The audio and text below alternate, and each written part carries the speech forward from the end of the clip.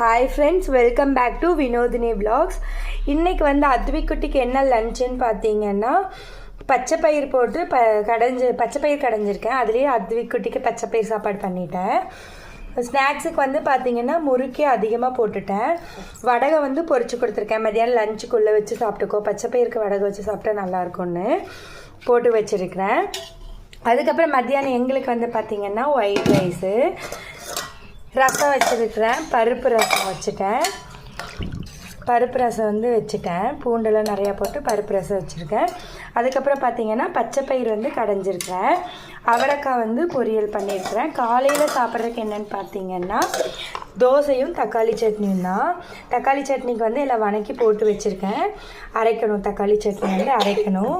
நிறைய பேர் நம்ம சேனல் வந்து சப்ஸ்கிரைப் பண்ணாமே பார்த்துட்ருக்கீங்க. மறக்காமல் சப்ஸ்கிரைப் பண்ணிக்கோங்க.